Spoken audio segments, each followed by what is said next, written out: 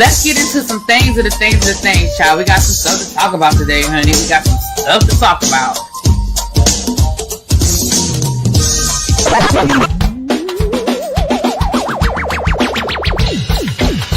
Hit that like button. If you are new here, go ahead and hit that subscribe button. We have a great time over here. You meant what you said when you said it. Really be that, because I'll be understanding y'all sometimes. And when y'all know when I say y'all, you know I'm talking about y'all. You know I'm talking about y'all. Makes me that all these people that got something to say have been actively involved in the political process in their world. I don't believe it. You ain't gonna convince me. I know y'all love me.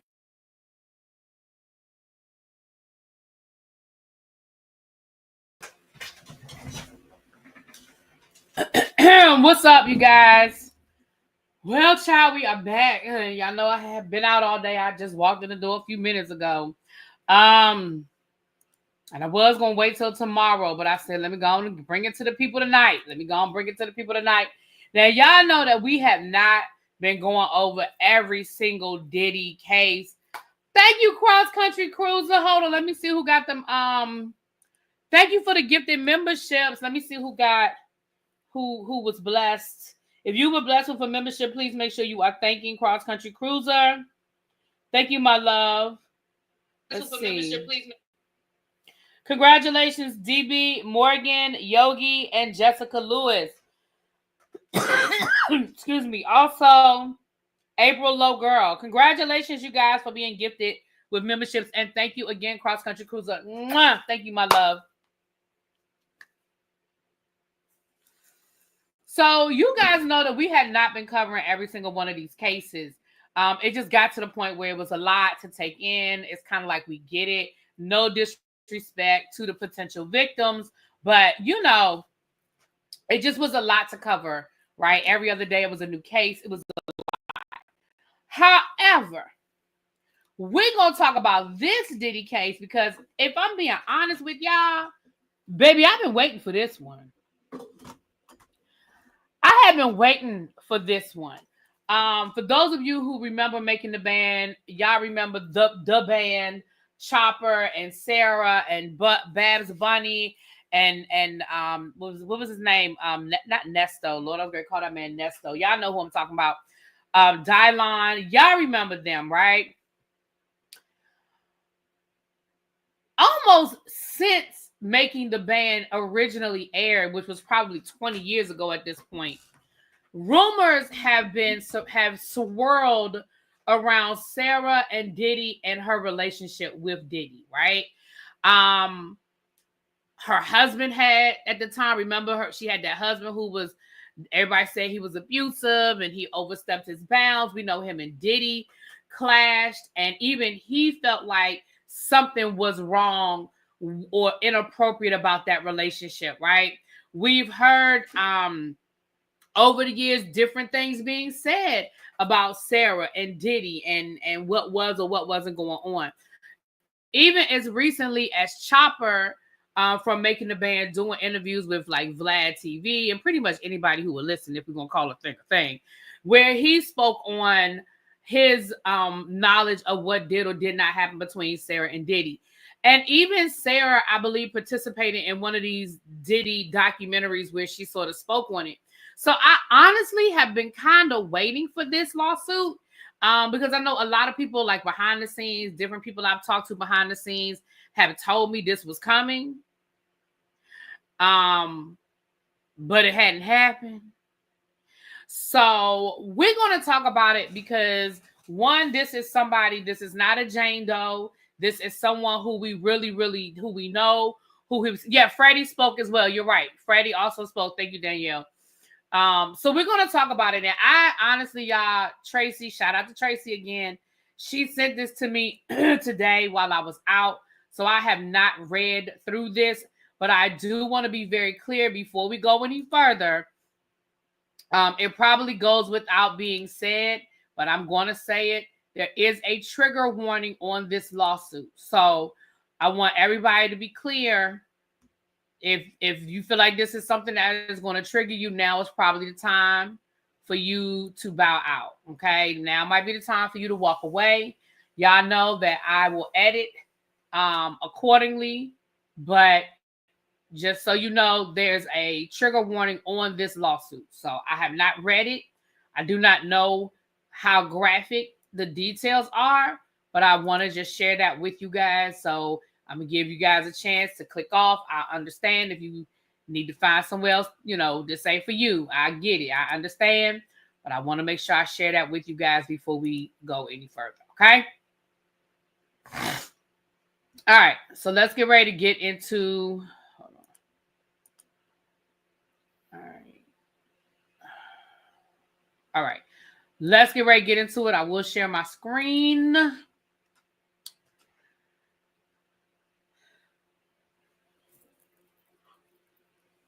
Oh, excuse me. All right. Also, the Black Girl Vitamins link is posted. So y'all make sure y'all getting y'all Black Girl Vitamins. I did order. I told you guys I ordered today. I ordered menopause. And I ordered the menopause and I ordered the collagen. So that'll be something new. I had the collagen powder that I was adding to like my drinks and stuff, but they have a collagen pill and also a menopause one, child. So I'm gonna let y'all know how I like the menopause and the collagen. Okay. All right. All right. Let me take this off the screen. Cross Country says she'll be in the bushes. I appreciate it. Thank you, my love. Sarah was the one, right? Sarah was the one with the long curly hair. All right, let's make this a little bit bigger. And let me do this. And then we're going to go ahead and get started. Okay. You've been taking the mental chill since September. How you like it, Lori? Because I'm just getting ready to start it. Let me know how you like it, boo. Didn't she just make the deadline to sue? Wasn't yesterday the last day to file? I think yesterday was the last day to file. I think the end of February. I do think so. Yeah. And again, I just don't. I mean, again, it ain't my story to tell. It ain't for me to understand, I guess. But I don't understand why people waited so long. Okay. As you can see, baby, she's suing everybody. Okay. She is suing everybody. So this is Sara Rivers, formerly known as Sarah Stokes, versus Sean Combs and all of his aliases, Bad Boy Entertainment, Harvey Pierre, Tracy Waples, Allison Stanley, Chris Sansbury, all right, Farnsworth Bentley. Child, why she got him in here under his legal name? Farnsworth Bentley, Diddy's House Recording, Bad Boy Publishing, Bad Boy Productions, Combs Enterprises, Universal Music, Janice Combs Publishing, Janice Combs Holdings, Sean John Clothing, Paramount Global, MTV, Bonham Murray Productions. They're the ones that produce, making the band Lou Pearlman's Estate, John and Jane Doe's 1 through 50. And Doe Organizations 1 through 10. Baby, Sarah's suing everybody. Farnsworth Bentley is somewhere going, now how did I get in this? Okay. All right. Y'all know we just going to scroll down to the statement of facts. Y'all already know the preliminary, child, they go back to Cassie, child. We don't care about that. Jurisdiction and venue, we know. They have to establish that they have a right to sue in the venue in which they're suing. All right. Now, and then this part here is they're explaining how they're able to file this. And we know that's under the Victims of Gender Motivated Violence Protection Act, which is why a lot of these cases are coming up. All right. Parties. Child, why they got the headshot of Sara? That's the plaintiff, Sara Rivers. All right. Here we go. Now, this thing is 148 pages long, child. Right. Farnsworth saying, how I get in this? All right. Wait a minute, hold on. Menopause has affected my focus and memory terribly. Has it helped a lot? Because, baby, I swear I can't remember nothing. Y'all see me up here sometime. I can't remember stuff I just said 5 minutes ago. I don't be playing. I really be forgetting shit. All right. Miss Sara Rivers is a resident of the state of Michigan and was employed by defendants Bad Boy, blah, blah, blah, blah, blah, blah, blah. At all relevant in times herein, plaintiff met the definition of employee of defendant Bad Boy and related entities and defendant Paramount and related entities. At all relevant times herein, plaintiff was a resident of the state of Michigan. Okay. Child. Is this Blackburn? This looks like a Blackburn lawsuit. Hold on a second. I need to scroll to the bottom. We on page 8. I need to scroll to the bottom. Because him with these pictures. I can't with these pictures. Hold on. Is this Blackburn? No, it's Stephen Metcalf. Oh, no, this is Pro Hawk. Hold on. Ariel. Oh,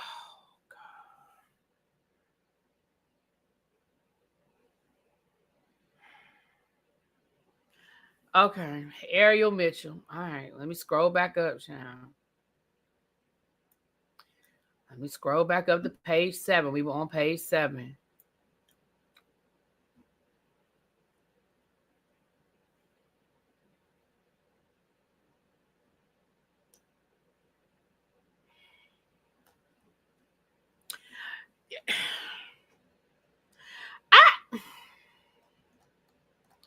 I'm sorry. Let me go. Oh, I don't know why I didn't just type page 7 in here. Why am I making life hard for myself? Okay. All right, let's go. I'm going to reserve that thought. I'm going to just keep that thought to myself, child. I'm going to keep that thought to myself. All right. All right. Defendant Sean Combs, of course. All right. Some of this stuff we can scroll past, y'all. We know who Diddy is, child. We don't need them to break down who Diddy is.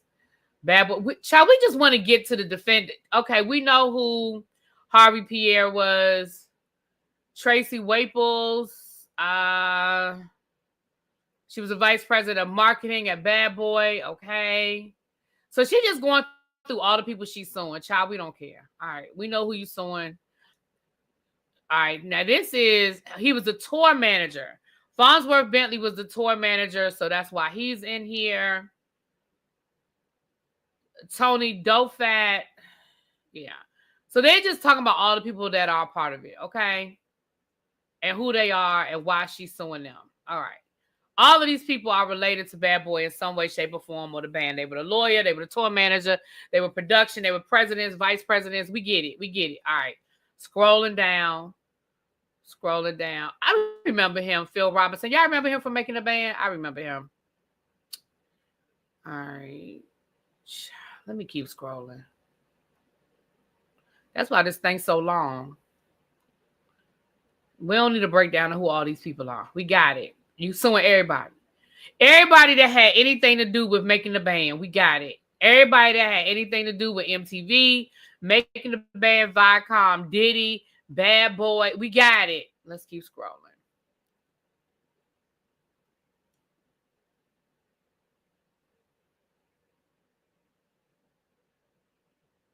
All right, this is what we want to get to, the factual allegations. See, we just skipped past 25 pages just by scrolling past all of that. We know who them people are. Okay. Right. See, the minute I saw Ariel, I was like, But we're going to keep going. We're going to keep going. All right.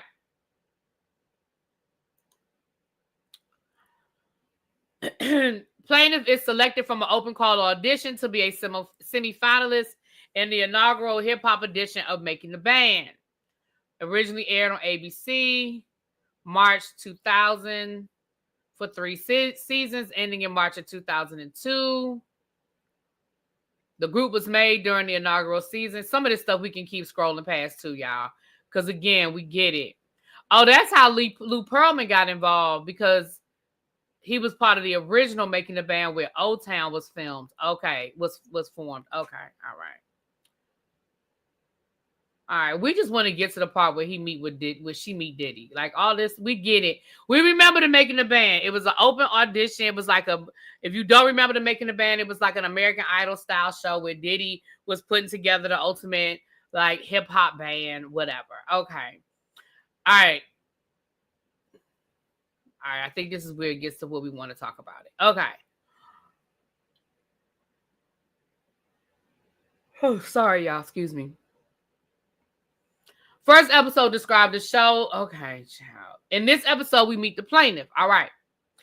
Defendant Harvey Pierre explains the defendant MTV held auditions for candidates in Detroit, Miami, New York, Atlanta, Los Angeles, and DC, Baltimore to be members of the new hip-hop group formed by Diddy for Making the Band 2. Defendant Diddy meets with an unidentified executive, Jane Doe 1, who was never named while appearing on the show, presumably an employee of defendant MTV, regarding the next steps for the semi-finalists from the open audition. Also at this meeting is defendant Phil, a longtime friend and business executive working for Diddy and his enterprises. During this meeting about Making the Band 2, Diddy takes a call from his son. Who gives a fuck? Defendant MTV transports through various Doe common carriers all the semifinalists to New York City to meet Diddy for further consideration to be a part of the group. Episode 2. Oh, well, we not getting ready to do Ariel. We not getting ready to go episode by episode. No, ma'am. No, ma'am. No, ma'am. Ariel. We are not getting ready to go episode by episode of what happened in each episode. That's what we're not getting ready to do. Hold on. We're going to scroll. I just want to get to the part.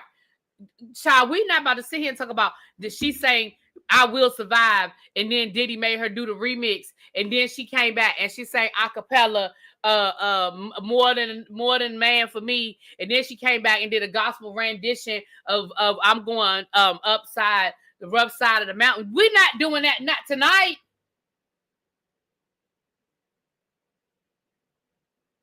Not tonight. We're going to scroll past all of this.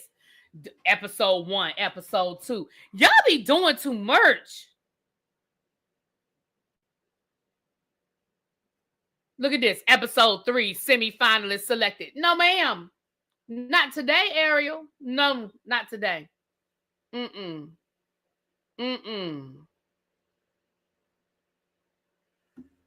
on. Let's see.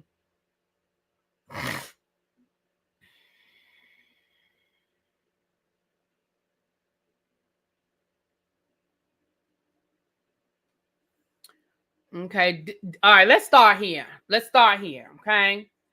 Diddy explains his desire to break the contestants because he says it's what the music industry tries to do every day, and complains about how being in the music industry is one of the hardest jobs to have. Diddy then further advises that people should be never, let alone let anyone, never. I think, see, now we got a typo. That's supposed to be never, Never, not Neber. Never let anyone interrupt you from your dreams. See, this is why I can't take you seriously, Ariel.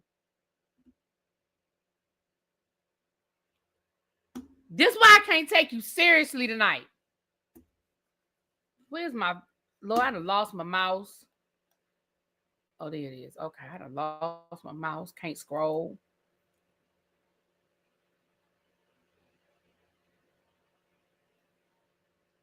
I saw that, Nola. I saw the Diddy float with the baby oil child down at the Mardi Gras. Yeah, I know y'all was cutting up. All right. Diddy then selects the contestants for Bad Boy Boot Camp, which the plaintiff is selected. See, look at this. Episode 4, Boot Camp. We're going to scroll. We're scrolling. All right. Diddy sent the people to the defendant. Diddy makes another statement about his intent to break some of them in an hour, or make them have a nervous breakdown, or make them pass out, become unhealthy, and quit. Defendant Devane, another employee and agent of Diddy's BBE, is sent to work with the female singers only on dance moves and choreography. This includes the plaintiff. Diddy arrives at the dance studio to watch the women dance for him. Plaintiff is required to dance individually for defendant. Plaintiff was considered one of the better dancers. It's important to note the male singer nor any of the male rappers or female rappers were forced to endure choreography and evaluations by Diddy. Contestants are then brought to defendant's offices for media training, where a brief argument ensues.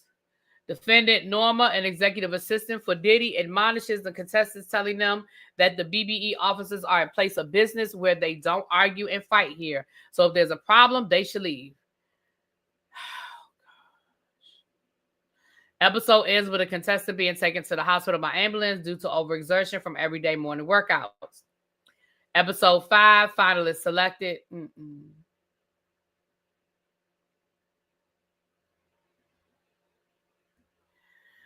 Defendant Diddy arranges for contestants to have a showcase at his restaurant, Justin, named after his son. 30 contestants perform. Defendant Diddy then again warns the contestants, if you make it in the house, I will try to break you day one. All right, episode 6, first elimination. Ariel, I'm not doing this with you.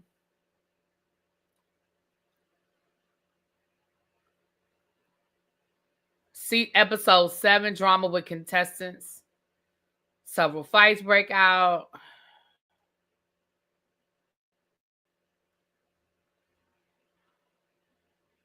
Episode 8. Episode 9, scavenger hunt.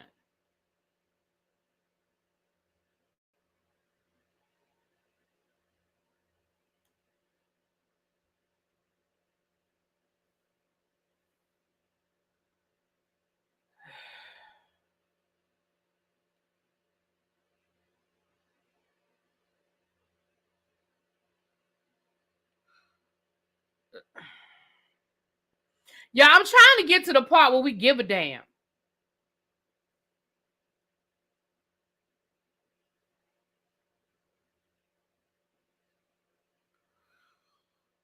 He then picks the members of the group. Defendant makes the group.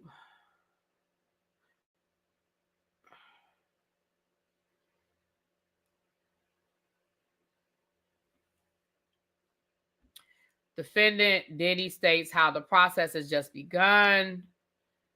Okay, season 2, episode 1, the cheesecake episode, child. We all know the cheesecake episode. All right, moving right along. All right.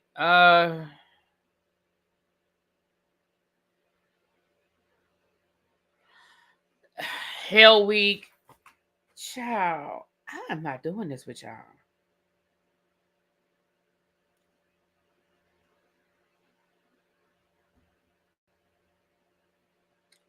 Episode 3, Farnsworth Bentley. He's a tour manager. So this episode is about them working with Farnsworth. They talk about her gaining weight.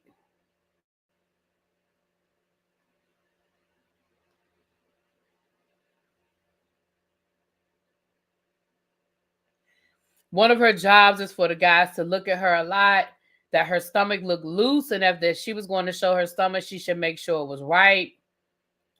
Defendant Diddy then makes plaintiff turn around so he can look at her backside. Defendant then tells the plaintiff everything needed to get firmed up. Plaintiff was the only individual who defendant Diddy scrutinized in such a sexual, humiliating manner. He did suggest, plaintiff should run with the largest male member of the group in the effort for both of the individuals to lose weight. Episode 4, the plaintiff signs.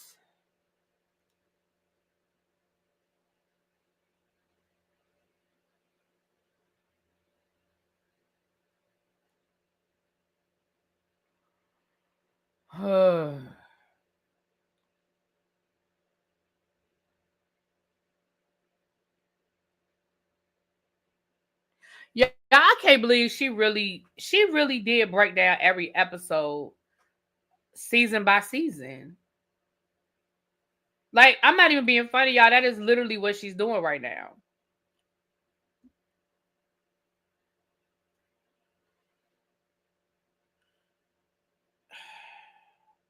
Episode 6, the Wyclef episode. Episode 7, shut down the studio. Y'all.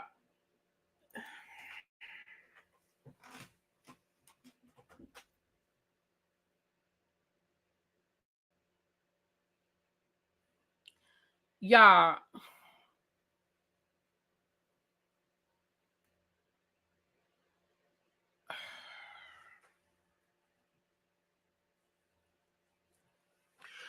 This don't make, that's why this lawsuit is 148 pages long, because we on page 50 and I don't see nothing here.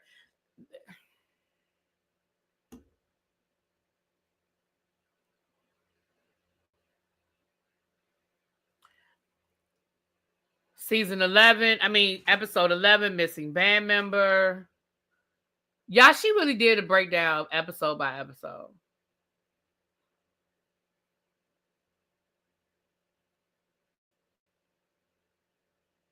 She's talking about how she felt forced into signing the contract.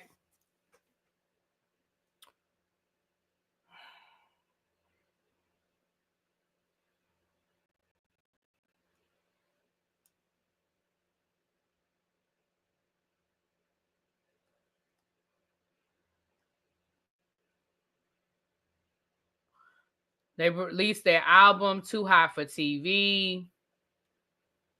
They had a song on the Bad Boys soundtrack, Bad Boys 2 soundtrack.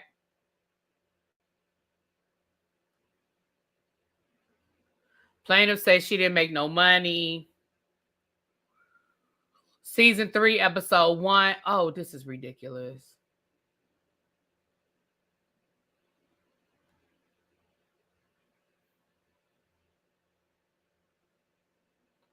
They go on tour.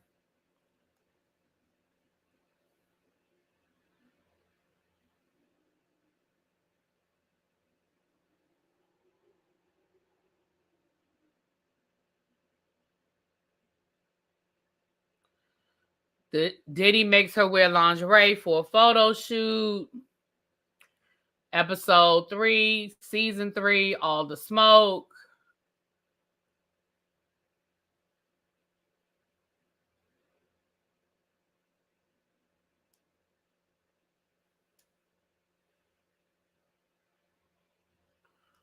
Oh, Lord.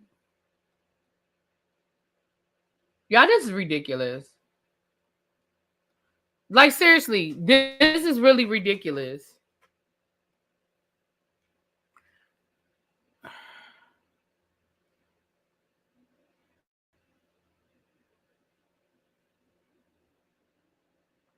She complaining about the people smoking around her.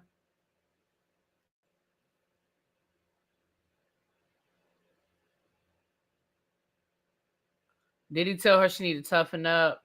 Y'all, this don't make no sense. This is ridiculous. I could have had a V8.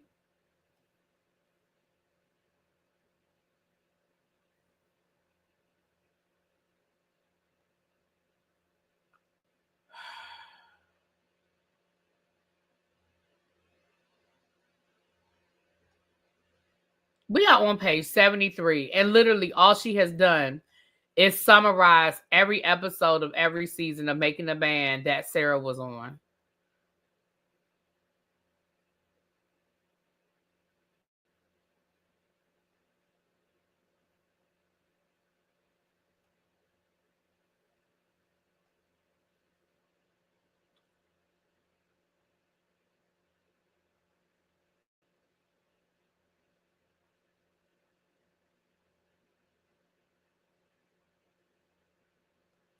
She said she didn't get paid. She was forced to sign contracts without giving a chance to read them.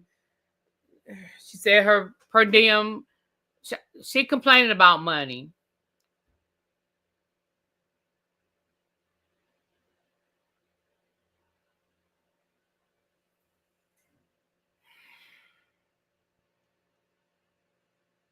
Defendant Diddy controls the group's decisions.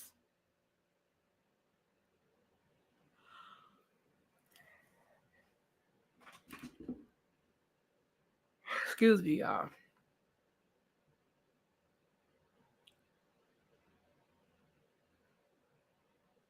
All right. She said she didn't have any control over who was hired.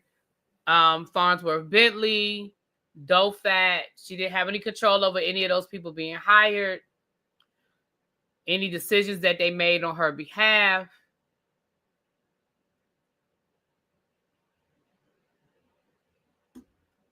Y'all, this is ridiculous. All right. Diddy intimidates, threatens, and fosters a hostile work environment. Defendants and MTV would film defendant making physical threats to group members. Well, we already saw. Here's the thing. We saw all of that on camera. Diddy was oftentimes yelling ridiculous things at the plaintiff. Aggressive and abusive behavior. Constant threats. Lack of response from MTV. Made the plaintiff reasonably fear for her safety. Plaintiff was terrified to disappoint or upset Diddy due to his behavior and constant threats of violence. Plaintiff was subject to constant physical altercation throughout filming all 3 seasons. MTV did not intervene during any of the fights.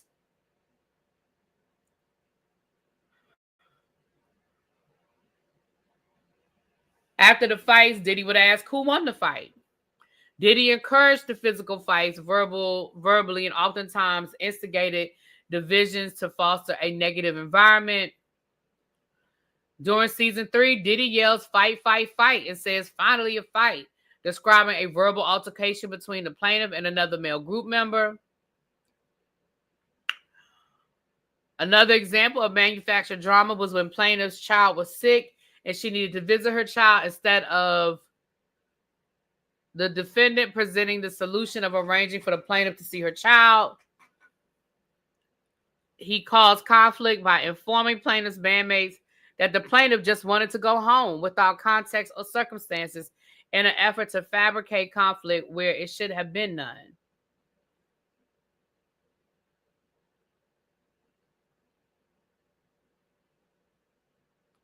Another example of manufactured drama and hostile work conditions was when the plaintiff was contacted to do an editorial piece for King Magazine. The defendants, MTV, Diddy, Bad Boy, edited the show to make it appear that the plaintiff made the arrangements to be in King Magazine behind the group's back to promote herself as a solo artist. What actually occurred is after the group's album listening party, King approached Diddy and Bad Boy to do the editorial.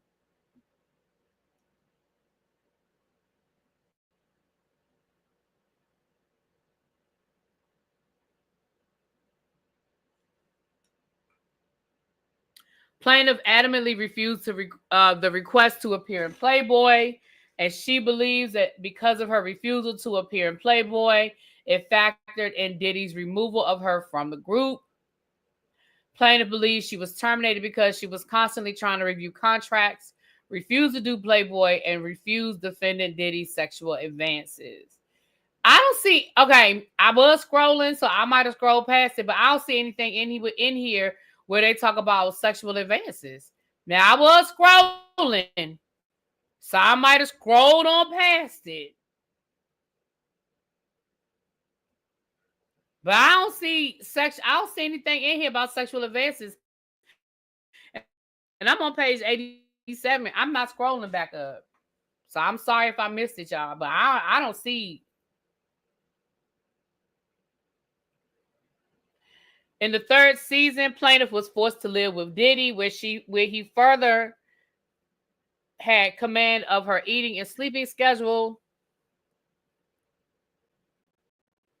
Plaintiff believed that Diddy was residing in the same residence because she was told not to go upstairs because it was where the defendant resided. That doesn't mean that he was there. That doesn't mean he slept there every night. That's what you believe he did. Plaintiff was not told that she would be residing in the same home with defendant until she returned to New York to film season 3. Plaintiff was extremely uncomfortable with having to live with the boss, but knew not to complain because of her other complaints had went unheard, and she knew if she further complained, Diddy would have dire consequences.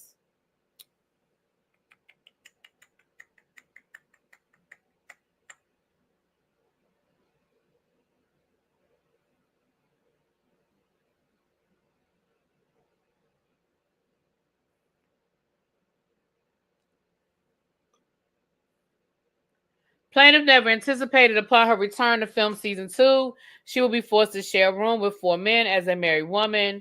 Plaintiff was required to share a small hotel room, bathroom, and living space with 5 other individuals. There go another typo, plus camera crew. The hotel room chosen for the plaintiff and the group was dirty, nasty, small, and intentionally chosen for its poor quality. How do you know that? How do you know it was intentionally chosen for its poor quality? Diddy, under information and belief, MTV allowed the defendant Diddy to choose these unreasonable accommodations for the exclusive purpose of manufacturing drama and hostile conditions. Plaintiff was not allowed to seek alternate accommodations and was told that if she left or did not stay in the hotel room with the other 5 group members, she would not continue as a member of the group. To add insult to injury, defendant forced plaintiff to read Russell Simmons' book at night in the cold outside for several hours. What? Plaintiff was forced to learn the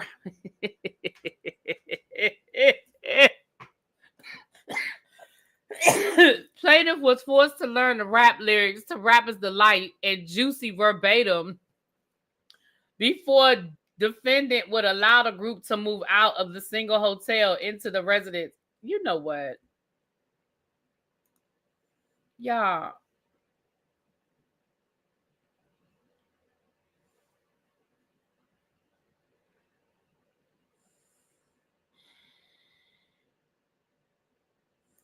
Yeah.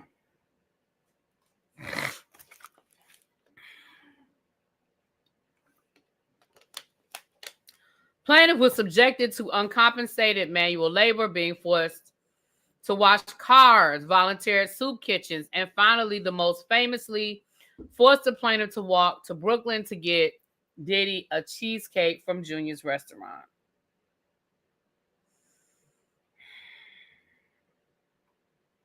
Defendant Diddy inhumanely evaluated plaintiff's body and appearance, then mocked her about bulimia in front of several employees.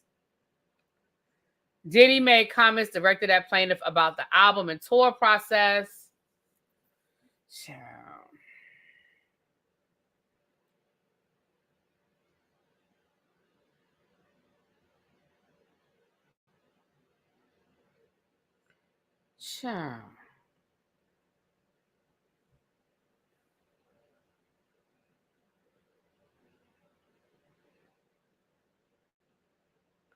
She complaining about having to film the reality show, having to film 24 hours a day, having camera in her face,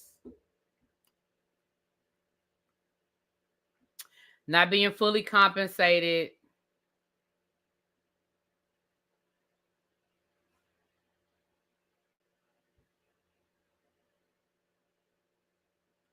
Plaintiff to date has been unable to review the accounting, nor has been provided adequate information related to copyrights from her original work on Too Hot for TV and the Bad Boys 2 soundtrack. While recording the group's second album, plaintiff found it harder than the first time around. Her group members punished her because of disagreements.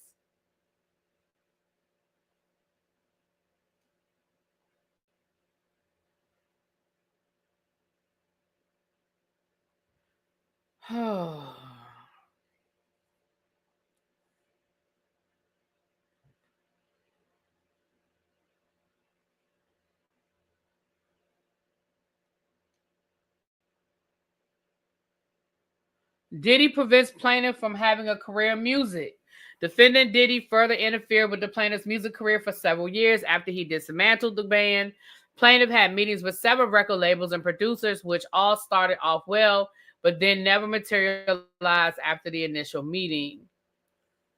Plaintiff had an offer for a record deal with Capitol Records. Plaintiff was told that the defendant, Diddy, interfered and personally called executives at the label, telling them not to sign her. Plaintiff had an opportunity to sign with Elektra Records. The executive who extended the deal told the plaintiff that she needed to make a phone call before formally offering the deal. After that call, plaintiff was told that Elektra would have to pass.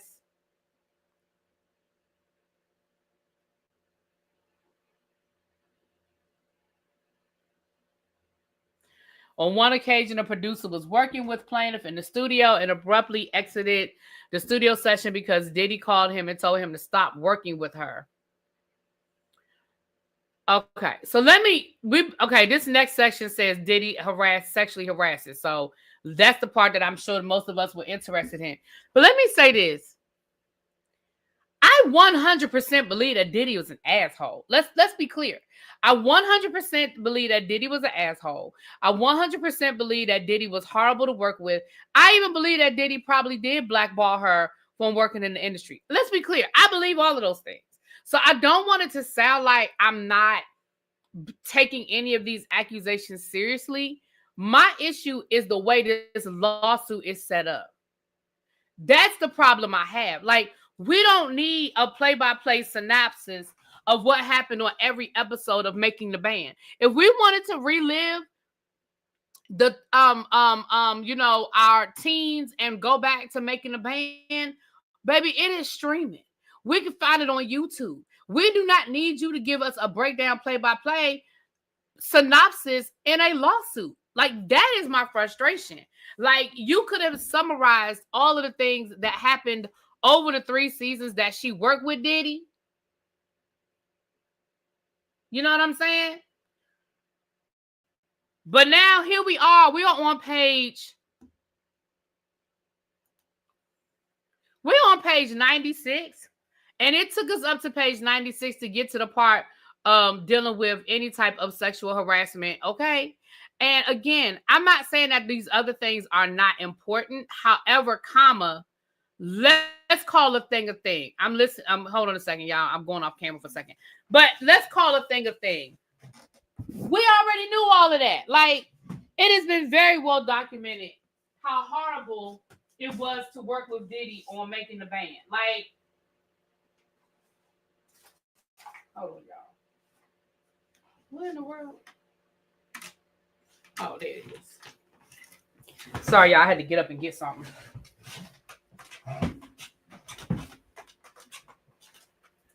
Oh.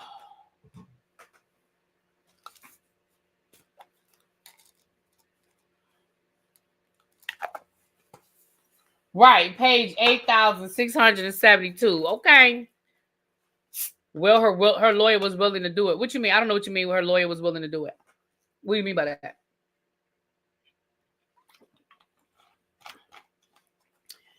All right, now let's read this next section again. This section is entitled "Sexual Harassment, False Imprisonment." So I go back for those of you that came in. There is a trigger warning on this lawsuit. I have not read this, so I will edit myself as much as I can, but I do not know everything that's being said. So just fair warning. During filming of Making the Band, defendant Diddy took a group on a host that he had in D.C. During this trip, defendant Diddy made a cocktail for the plaintiff, but drank from the cocktail first before giving it to her. Plaintiff did not drink the cocktail Diddy drank from first and gave her. Wait a minute. Diddy did not drink the cocktail defendant Diddy made, drank from first and gave her. See that? I can't. This is what I can't do. Plaintiff did not drink the cocktail. No comma, no period. Defendant Diddy, capital D, made. Wait a minute. Plaintiff did not drink the cocktail defendant Diddy made, comma. Drank from first and gave her. I done read that 3 times. So if it makes sense to y'all, I don't know what else to say because I done read that 3 times.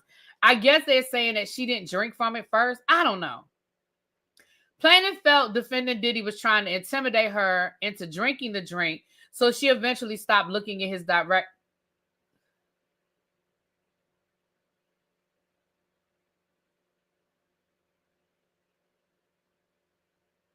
Okay, I skipped the line. That's my fault. Defendant Diddy proceeded to stare down plaintiff for several minutes, seemingly observing if she would drink the cocktail.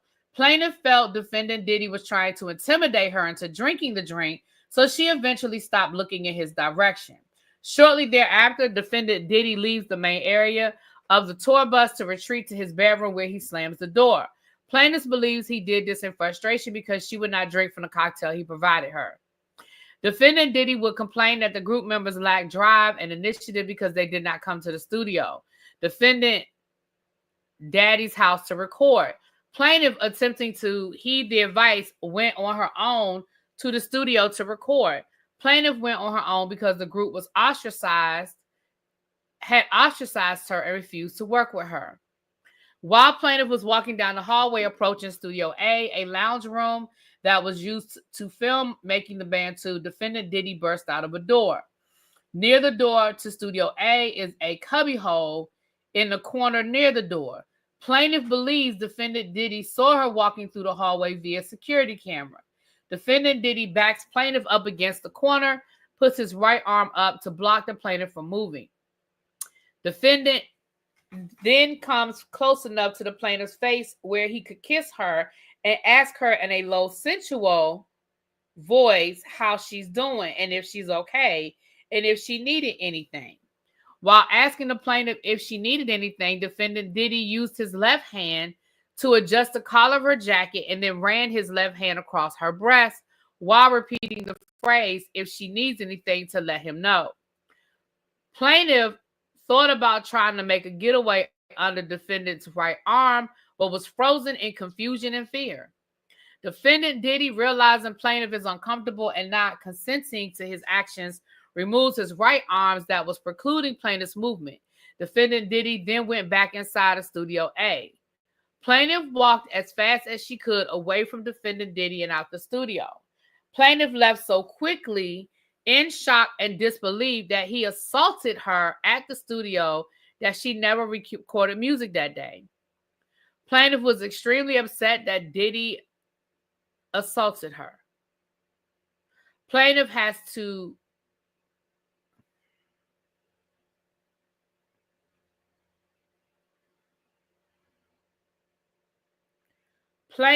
had to seek extensive therapy to deal from the turmoil inflicted from her experiences with defendant Diddy and making the band.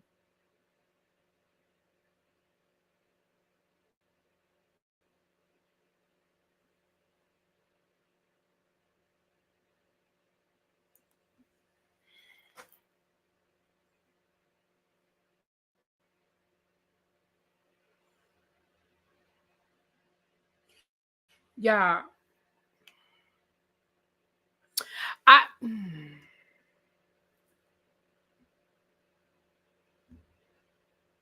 Oh, that's what you were saying. Okay, there has to be merit to write. Yeah, I mean, and let's be clear. I ain't go to nobody's law school.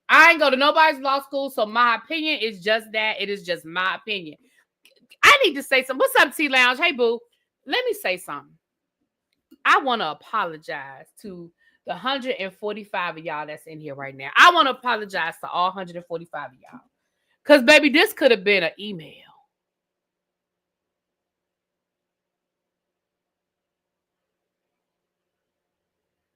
I forgot I'm not on camera.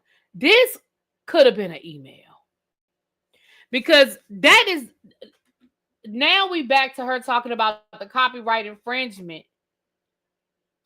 She talking about the first causes of action. Now they getting into what they saying that Diddy did. So you mean to tell me, and let's be clear. Let me be very, very clear, because I already know what somebody gonna say. Let me be very, very clear, okay? It is absolutely not okay for a person to touch you anywhere on your body that they have not been invited. And it's definitely not acceptable for them to touch you in a sexual manner without your permission. Full stop. Full stop.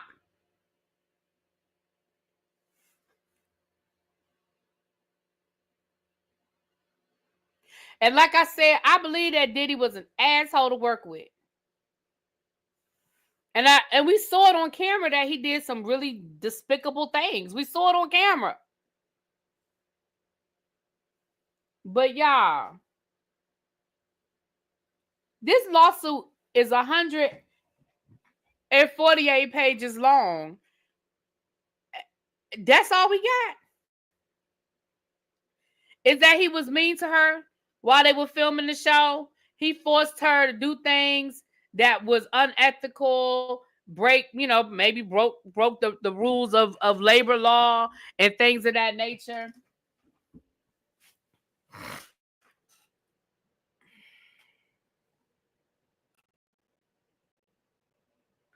And then one day at the studio, he touched your breast. And you think, because you don't have any proof, and you think he tried to make you drink something one night on the tour bus. You don't know if he did for certain. You think he did.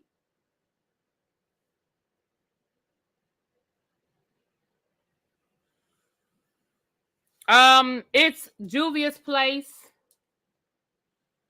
Sheba. It's from their brown collection. It's Sheba. That's what I got on. I'm going to say something that I very seldom say. I mean, when it comes to these types of cases, I very, very, very seldom say.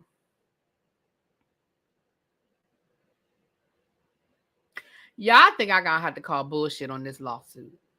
And not that she didn't have experiences with Diddy. That's not the bullshit that I'm calling. I think I'm gonna have to call bullshit because I think it's more to this story that she ain't saying. I don't know if maybe she felt pressured into filing this lawsuit when she really didn't want to file this lawsuit. I don't know if, it's more going on here that we don't know about, because this was the last day. So she did file this on the last day. But I just gotta call bullshit. Because I just feel like it's more to this story. I mean, I'm not saying that Chopper has to be telling the truth and Freddie has to be telling the truth. But baby, these rumors about Sara and Diddy have been swirling way too many years, way too long. And it goes all the way back to day one of making the band. Even her own husband thought it was something going on with her and Diddy. And I just feel like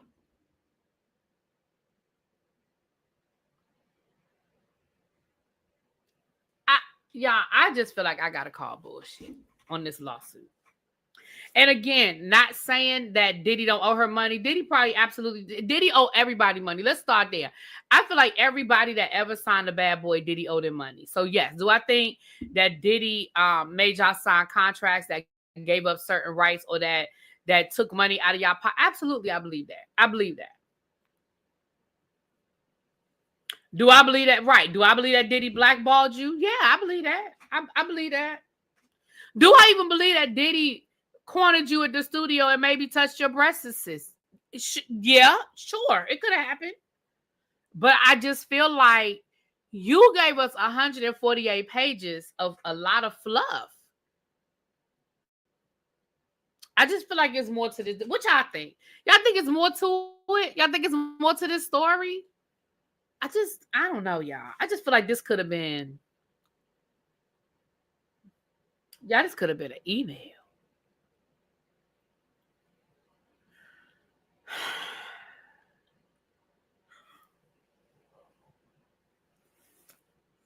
I'm sorry. I could have went and watched Traitors.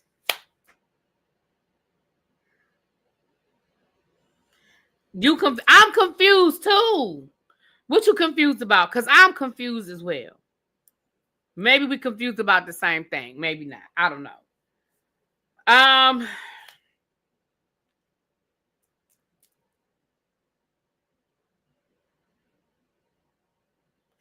Let me say this. So, because we met our goal on Thursday, I believe it was,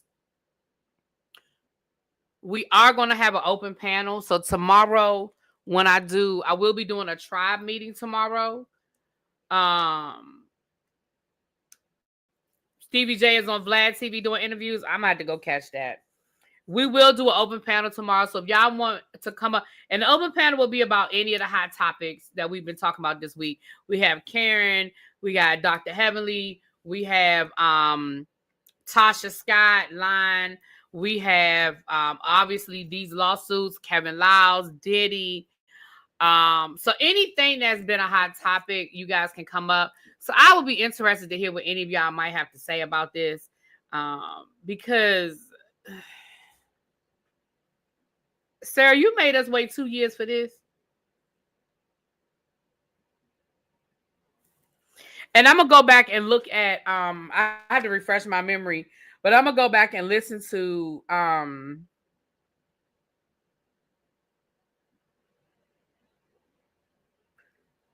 gonna go back and listen to Freddie P and excuse me, and Chopper's interview and hear what they had to say about Sarah. I need to refresh my memory.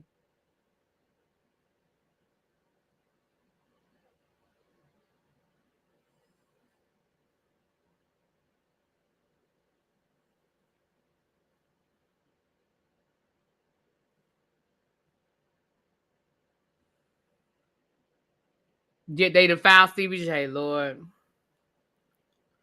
No, I'm not watching Vlad TV. I'm gonna watch what Freddie and I'm gonna try not to watch Vlad TV, but I'm gonna watch Freddie and I gotta refresh my memory about what Freddie and Chopper said. So you can catch me on my review channel, Taurus Moon, ReallyBTV Reviews. ReallyBTV Reviews. And I'm not sure what time tomorrow we're doing our review of Ready to Love, but I think it's at 1. All right, y'all. I'm sorry, y'all. This could have been a damn email, but we were here. But we'll talk about it tomorrow. I'm about to get off of here now. The Art of Dialogue. Toro, I know, baby. You done said it 3 times in the chat. I know, baby. I know.